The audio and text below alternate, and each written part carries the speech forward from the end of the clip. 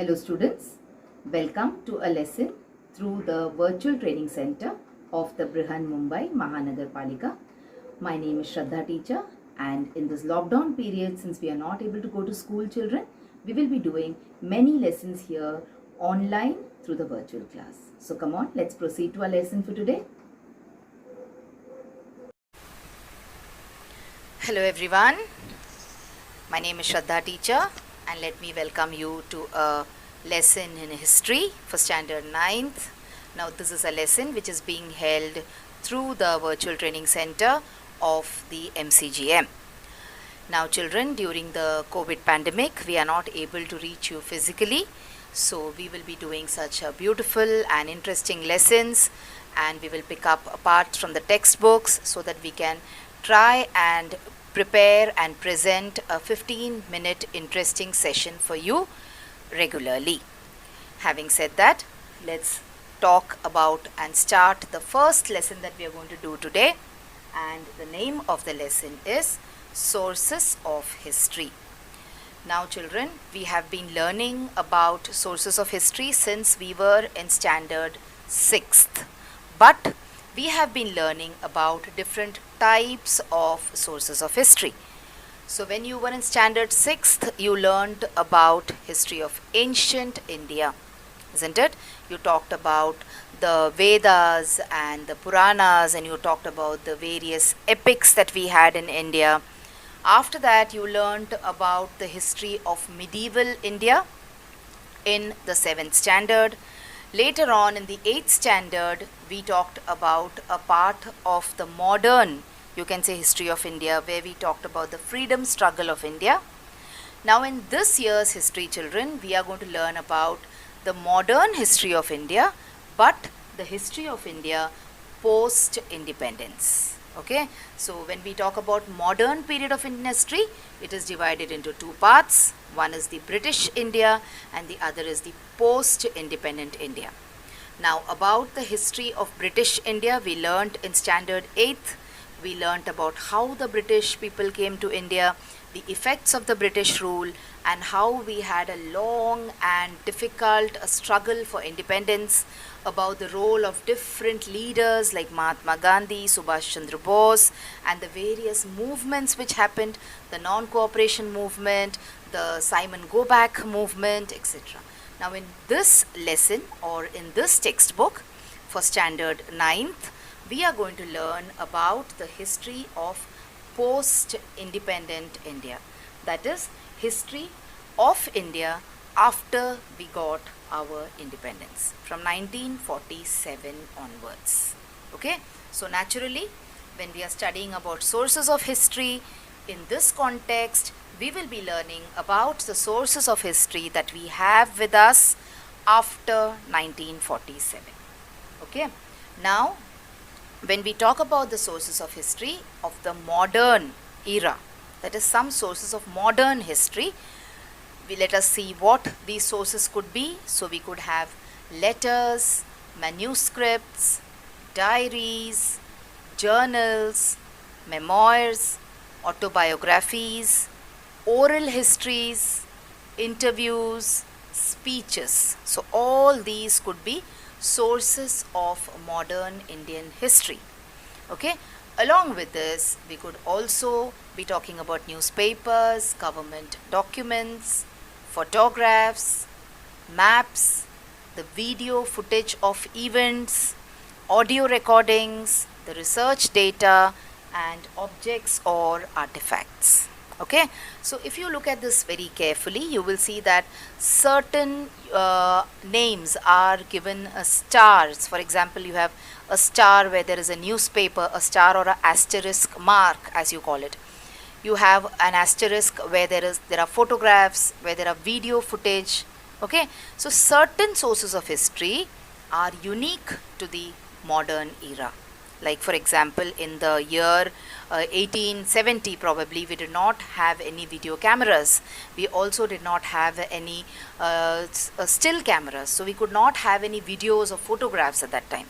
But as time passed and as we stepped into the modern era, with development in science and technology, we had many new gadgets at our disposal, like the cameras, like the video cameras, the printing press, etc. And because of these things, then we had many modern sources of history, many sources of history which were not available during the ancient or the medieval times.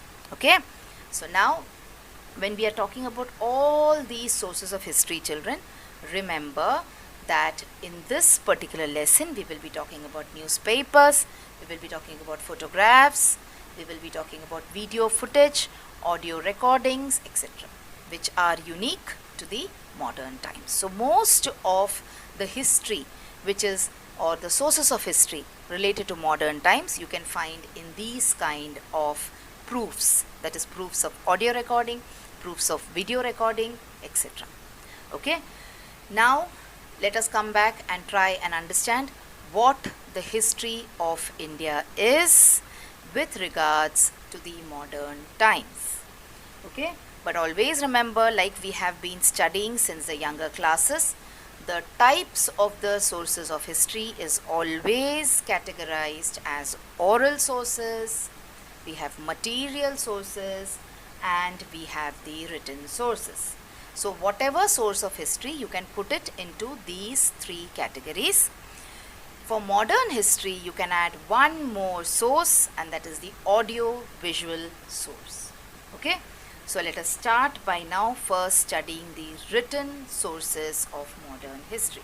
So what are the written sources of modern history? Written means anything that you can read.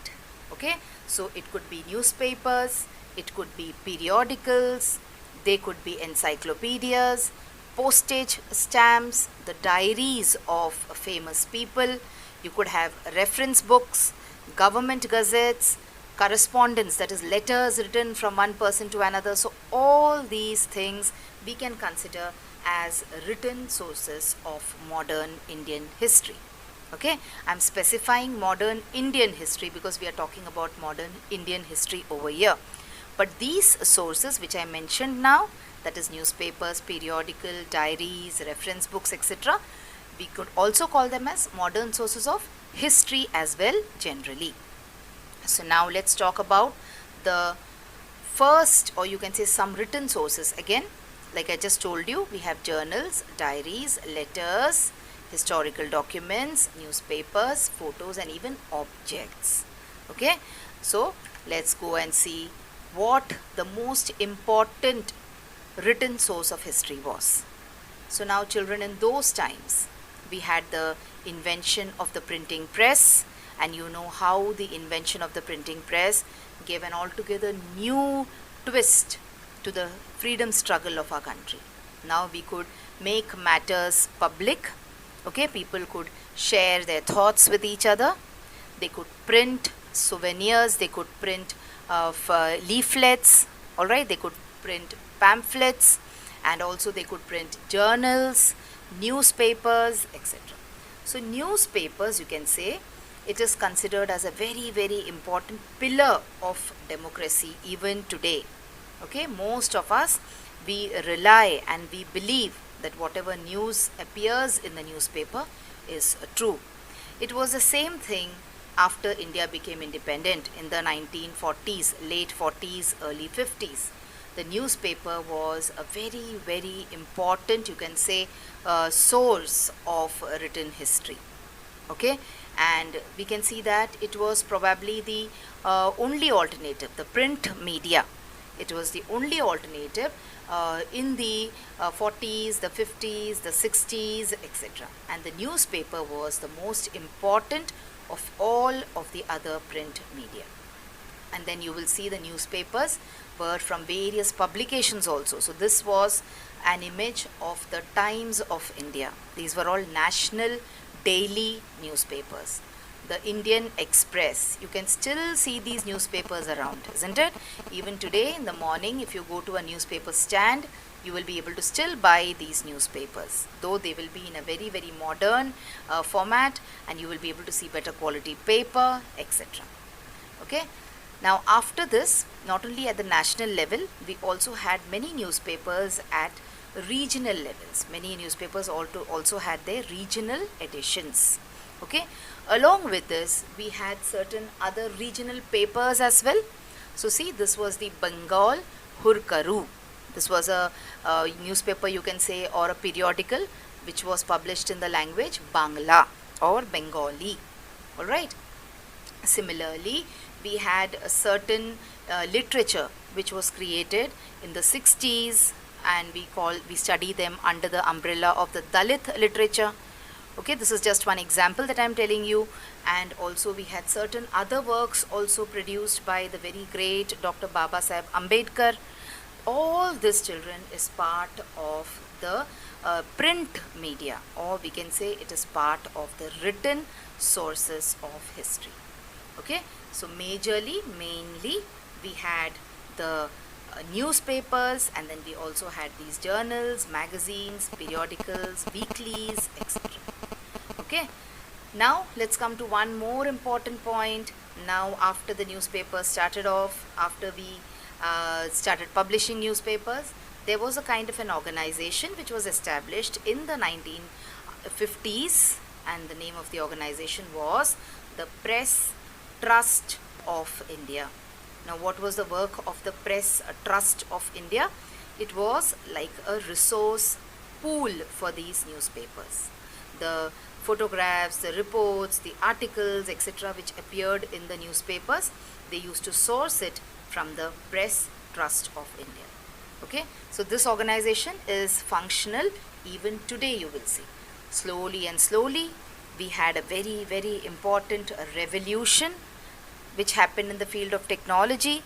That is, the internet came into being, and in the mid 90s we had the internet coming to India as well.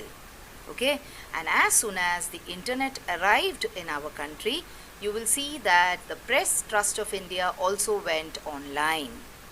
Alright, along with the Press Trust of India, now you will see mostly all the newspapers, all the magazines, all the periodicals with the hard copy, that is the book or the paper in your hand. You can also get the soft copy. Now, what is a soft copy? The soft copy is you can watch it on the TV screen, on the computer monitor.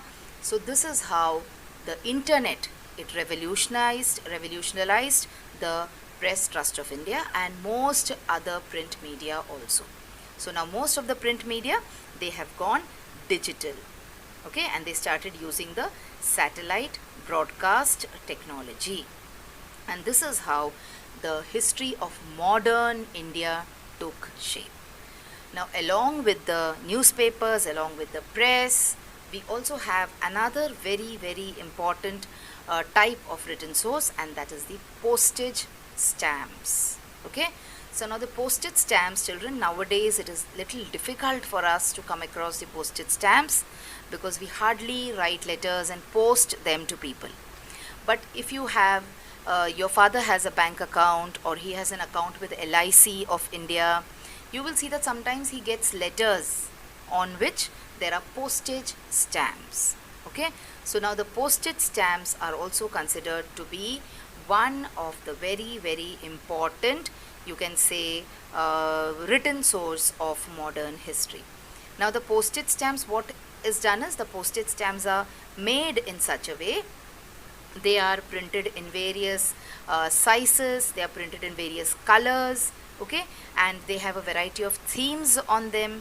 Like, for example, they have certain themes where political leaders will appear on the postage stamps. You will see certain postage stamps which show a lot of flowers, okay, or certain celebrations which happen in our country, etc. So this is a collage of the various postage stamps that you will be able to see in our country. Now, and when we talk about postage stamps, there is a very important person also that we have to talk about. Now, this person, his name was Jal Manekji Cooper, and he was an Indian philatelist. Now, who is a philatelist? A philatelist is a person who is an expert in the field of postage stamps, and he was a collector of postage stamps, and he has added a lot to the history of postage stamps in India. Okay, that is why the government of India has printed a postage stamp in his memory also, See, you can see the photo of here of Jalkupa. All right. So this was about the various, you can say, written sources. Now at a later we talked about the various written sources of history, where we talked about the newspapers, etc. Now we have just very limited time. We have just 15 minutes to talk about the material as well as the oral and audiovisual sources of history. So we will not go back and look too much into what we did last time. Okay. So without wasting much time, let us start talking about the material sources of history. Now children, time and again I've told you that we have been learning about the sources of history since we were in the 6th standard. So we all know that the sources of history, the major division of the sources of history, that is the oral sources, material sources and written sources, the headings remain the same, but the kind or the type or the nature of the source keeps on changing along with the changing times.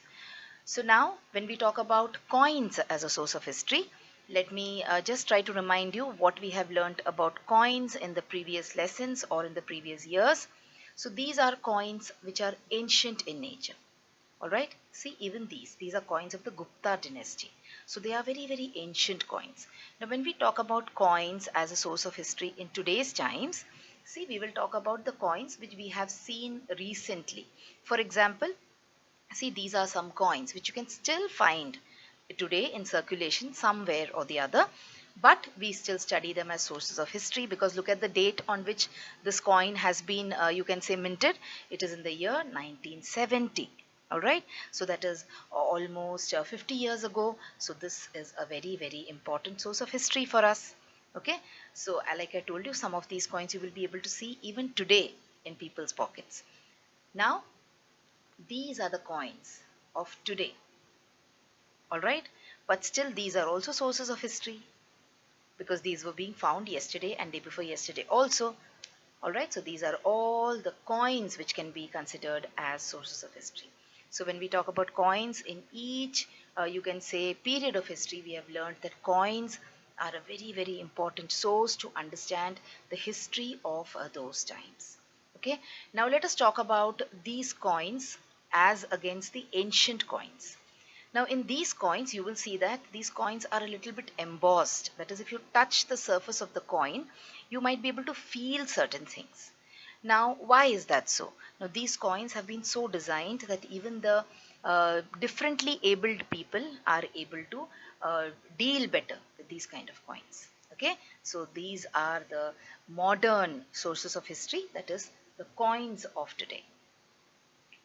Now, where are these coins actually made, children? So, the process of making the coins is called as minting of the coins. Okay. Now, these coins are minted in government mints. So, it is not that anyone like you and me can make these coins at home. No. All right. The government has allowed just 4, you can say, institutions in the country to mint these coins. All right. Now these places are in Mumbai, Kolkata, Hyderabad and Noida. So these are the 4 government mints in our country which are responsible for production of these coins. Now the image that you can see on your screen, children, is the mint in Mumbai, Maharashtra. Okay, now I'll show you an image of one more mint. So see here, this is the Indian government mint at Hyderabad in Telangana.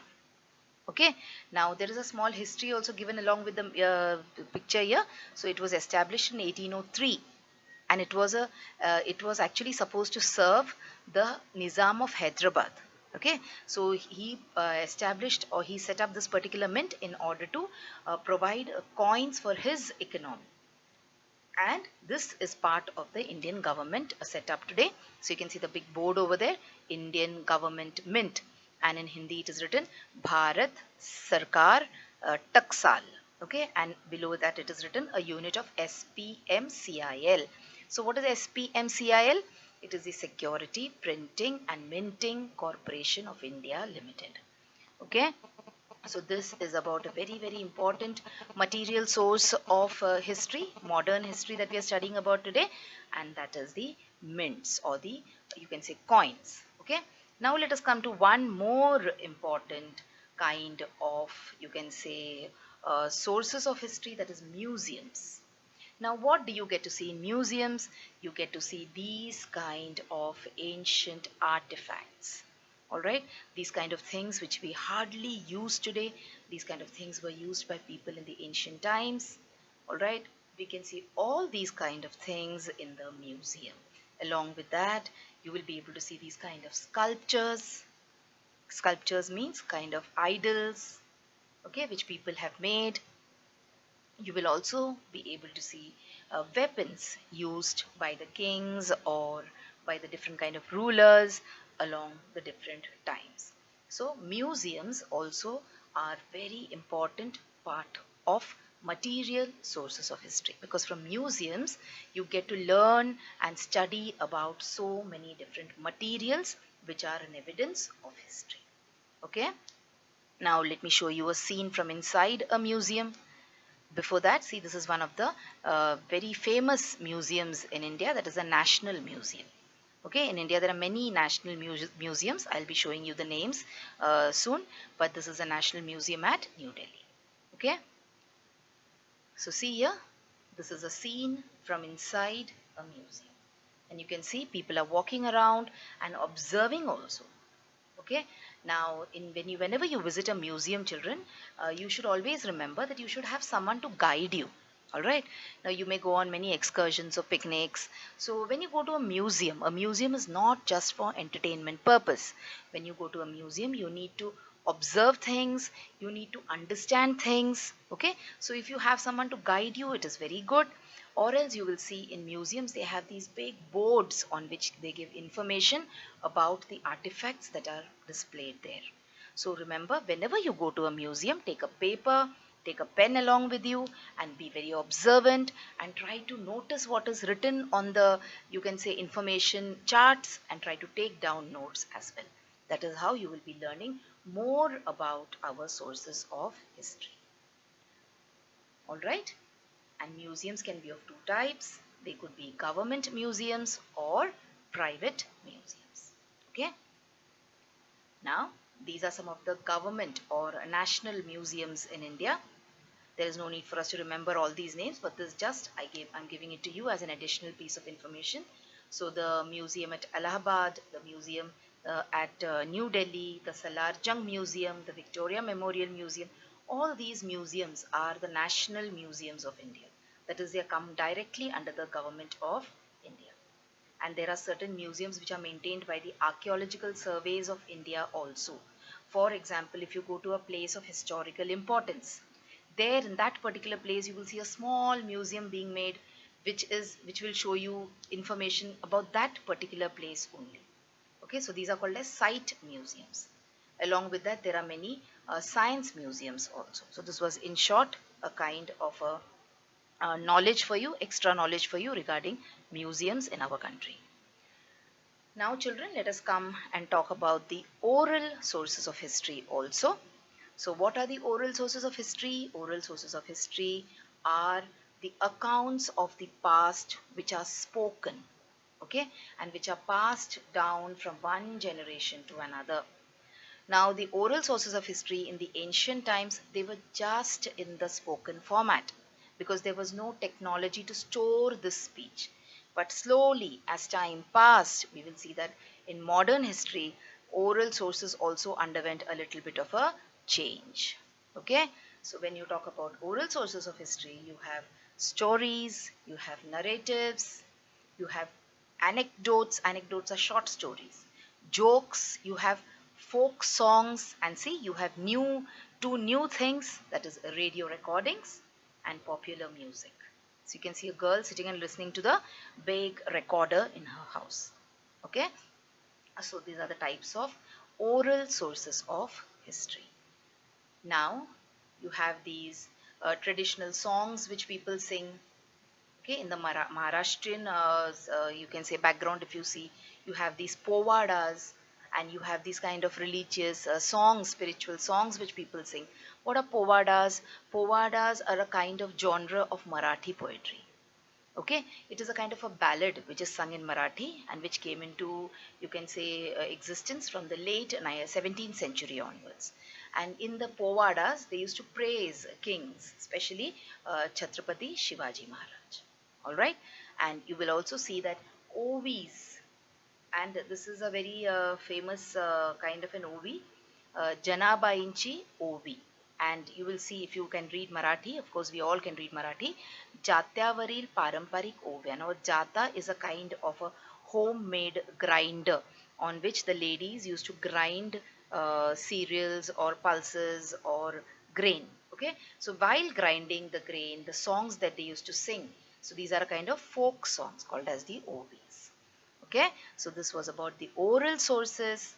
Now we come to a new kind of source as far as modern history is concerned, and that is the audio visual sources of modern history. What are they? The very first important audio visual source is Doordarshan. Now children, we watch very less Doordarshan nowadays because we have so many different channels to watch. But Doordarshan, when you say and when you see this particular logo, there is something which is very unique about this logo, and that is the signature tune, that is the music that used to be played along with this particular logo. Okay, now I will give you a small glimpse of what that particular music was. All right, so let's listen to a short clipping of that particular music so you will understand what is the meaning of a, or what is the significance of this. Most of you from this generation might never have heard this because most of you do not listen to or see Doordarshan. Okay, so please enjoy this and listen to this, and I'm sure many of your parents will be able to identify with this.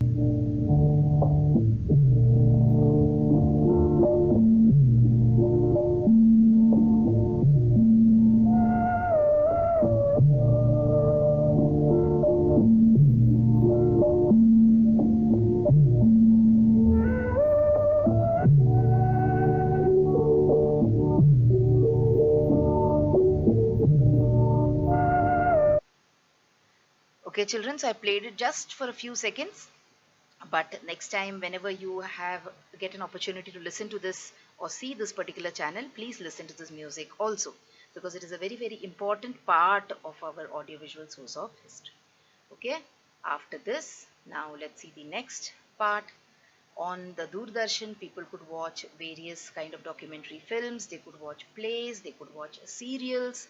Okay, along with this, now then we had the television progressing, and we had these satellite channels also getting available for us, not only Doordarshan but many other channels also, many international channels like the BBC World, we had the CNN, MTV, Nickelodeon, Animal Planet. All these channels also we could start enjoying while sitting in the comfort of our homes. All right, and then we had the internet, and after the internet was invented, you can say, nothing remained the same. The whole world became very very close to each other. Then we had the Film and Television Institute of India also, which is also finds a mention as far as sources of modern history are concerned.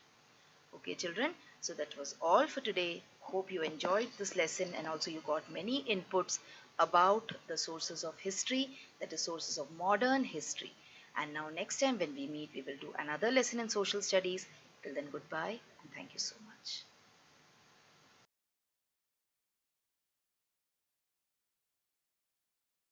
So children, wasn't that a wonderful video, and did you enjoy watching it? So if you want to watch more such videos in future, then please like this video and also subscribe to our channel, the MCGM Portal for Education, and also hit the bell button so that you get notified whenever I upload a new video here. Thank you so much for now. Let's meet again soon.